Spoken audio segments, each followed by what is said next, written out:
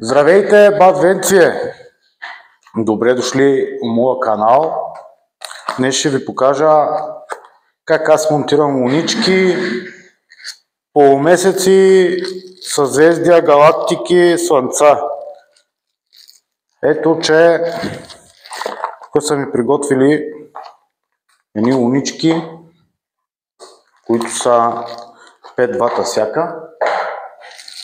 И най-интересното е при тях, колко интересно не знам.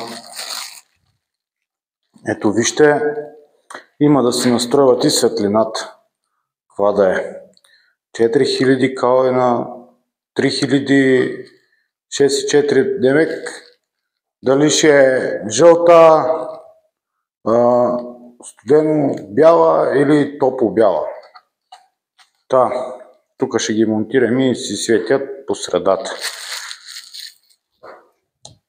И ако си купите такива джуджавки, да знаете, че те са отделно и трябва да ги напъхате.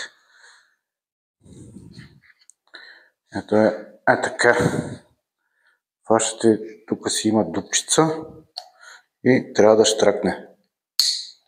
Ето. За да може, нали, като я пъхнем от дупката, да си стане как трябва. Ето, бял борд, наистина красиво, семпл. Аз по принцип предложих на клиента да му монтираме и версачета, ама той нищо. Така че поздрави, Саше. Сега да си докарам и стълбата, за да видим. Може би дек сме я заебали, ще да кажа.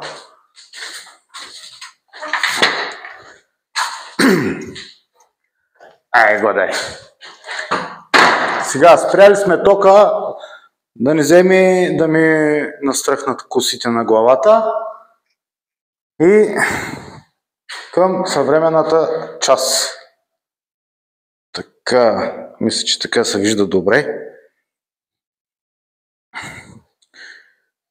Първото, което правя, слагам си луничката от джобчето. Ето така. И тук си оставям кабелаците по-дългички. След това ги напъхвам.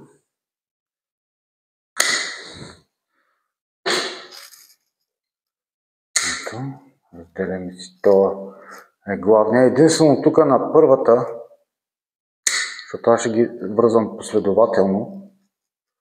Единствено на първата ще ползвам една вагоклема, защото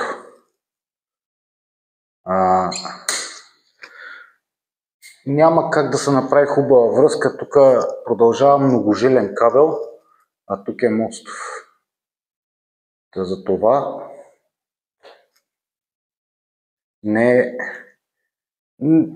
няма да стане като хората при някакъв натиск, нещо като се изкърва самата луничка. Другия вариант е да се запои, но няма такова напрежение голямо. Все пак е осветление и за това ще си сложа вагоклема. Ще ви покажа и по-нататък на втората луничка как ще го направя вече без вагоклеми.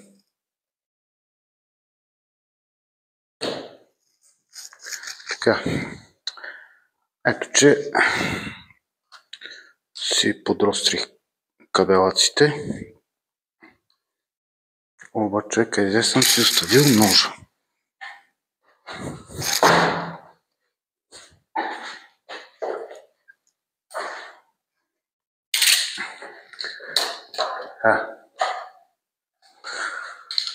Значи, на самата луничка виждате как накрая е щамповано, обаче аз това го махам. И отделно, което правя така, кабелаците ми станат малко по-раздалечени един от друг. лампичка и си ги заголвам.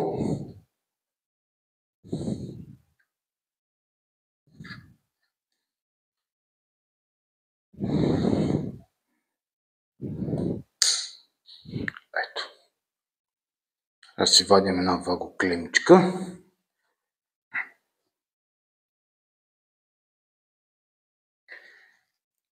И си следим кабелите. Аз знам кое ми е фазата.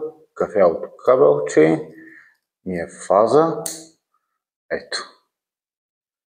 Тук пъхаме кафевото пак.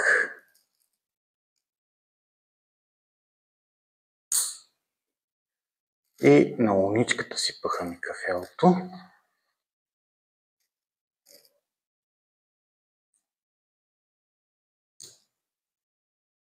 Така. След това си изкарам изолив банта и връткам така два пъти. Просто за по-сигурно да знам, че няма да излезни нищо, евентуално след време като се сменява. Аз съм очарован от тези лунички, че в другото помещение вече работят около близо 6-7 месеца и нито една не е изгоряла. Нали?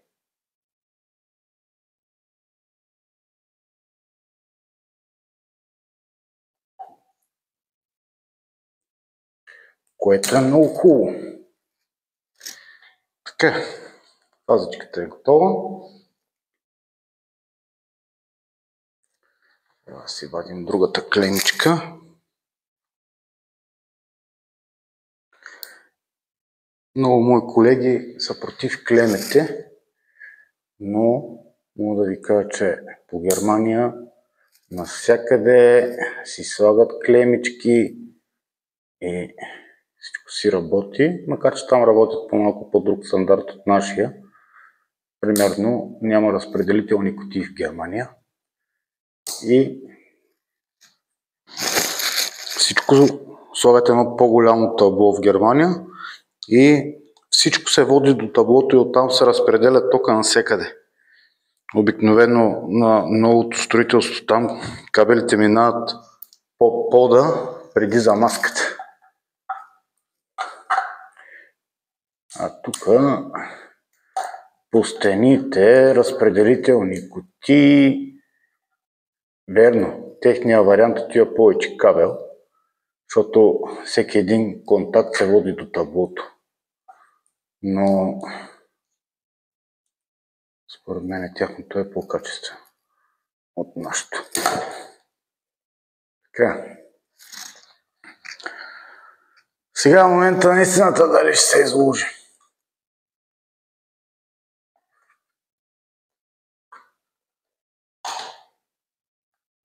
Да погледнем пак средата.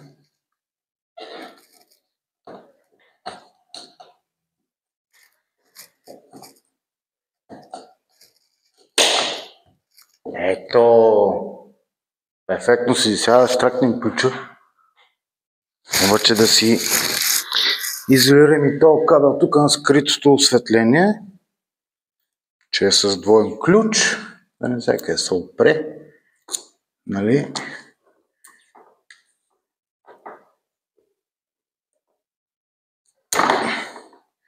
Трябва да не се опре някъде и да стане на късо. Така. Бутаме нагоре да видим дали ще светне.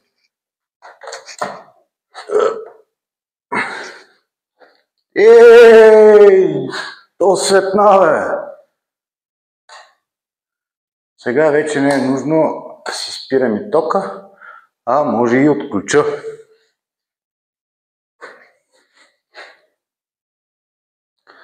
Сега е наред втората. Да наместя. Да. Уйньо. Така.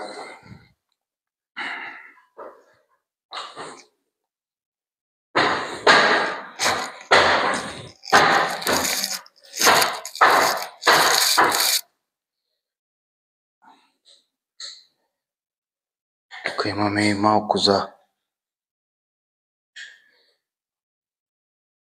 да разширим дупката, че майстора да прекалим с шпаковката. Но не е страшно, тя лесно се отделя. Така. Едно окачваче има и тук. Годей, бе!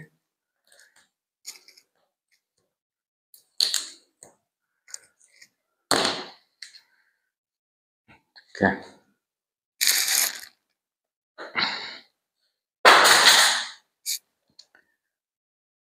Венци, ако не си изтърве ножа, няма кой друг да е.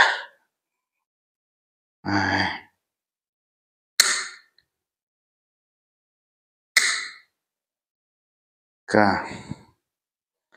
Пак си ги разделяме. Тук вече няма да ползваме вабоклема, защото тук вече всички са многожилни.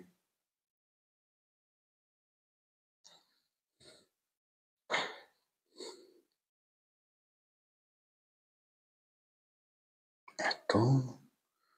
Разделяме си ги.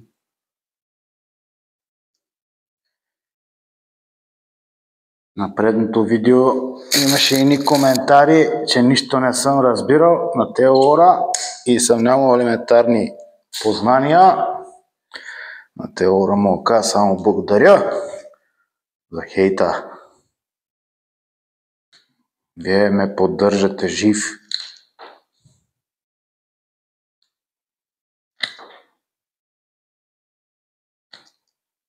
Нали? Но и такива хора има.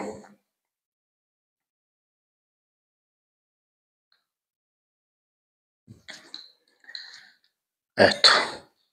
Сега си вземем още една луничка.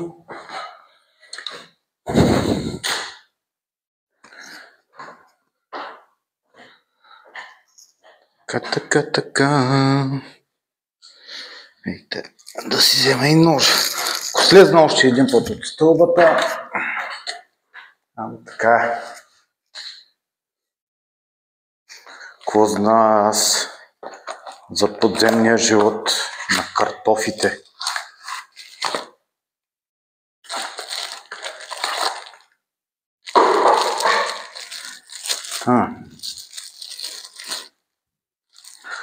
Сега някой ще каже, че не трябва да се навръзват една след друга, ама аз си ги навръзвам и никога не съм имал проблем. Сега зависи, ако навържите една след друга 100 лунички ще горят и зависи пак колко вата са.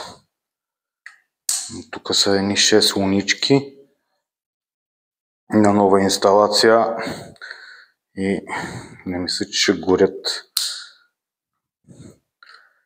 защото все пак са по 5 вата. Ако са по 30 вата, може и да горят.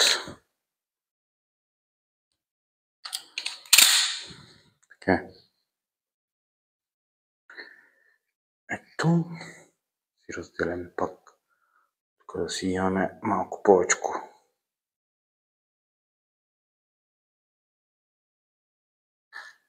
А любимото ми е, щом се редят лунички и контакти, значи работата е към края. Тук това твърдото си го отряза. Сега ще ви обясня защо. Защото тук кабела пак си го заголва. Така. Ето така. И така си правя кабелчето, да е рошал многожилното.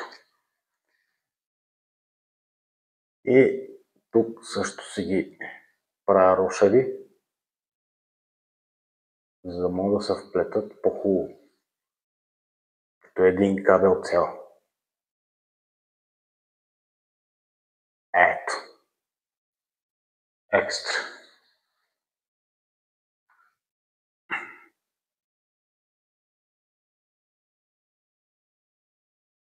И си слагаме пак изолизбант. Малко го подгъваме така, рошавичкото.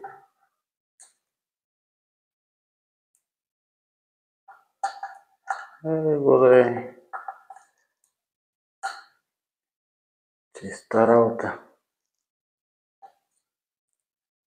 Айде пътеките. И същевременно си поглеждам дали някъде нещо не съм пропуснал да се види някои кабелчи. Нали, от медните жички, защото е много важно да не се види.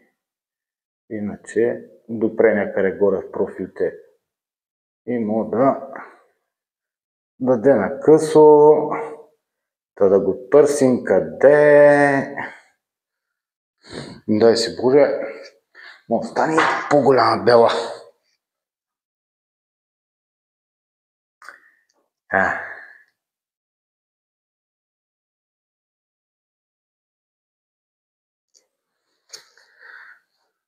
Да видим дали тази ще светне, да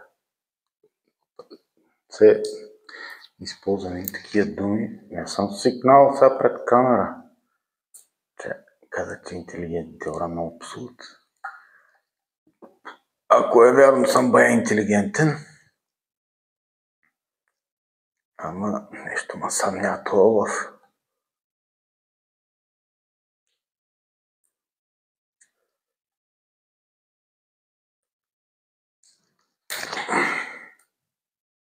Ей го, де. Сега си напъхваме пък кабелчета така малко по-встрани. Да не пречат. Слагаме си едно такова. Другото така. Ей го де. Сега да видим дали ще светне. Перфектно.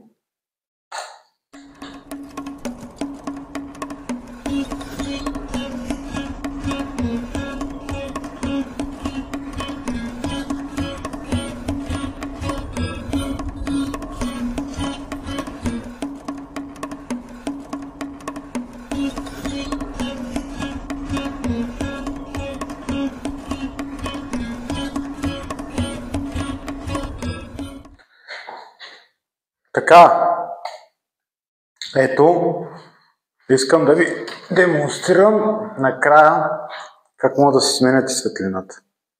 Ето, това е едната светлина, втората, третата. Ето, ние ги оставяме така. Надявам се да ви е харесало видеото, лайквайте, шервайте, хейтете. Тук ще излезе някъде канал, видео, де да знам. И аз отивам да си претакам зелето и да си налия вино, че вече е ракиено време. Ама е студено и виното вари повече. Чао!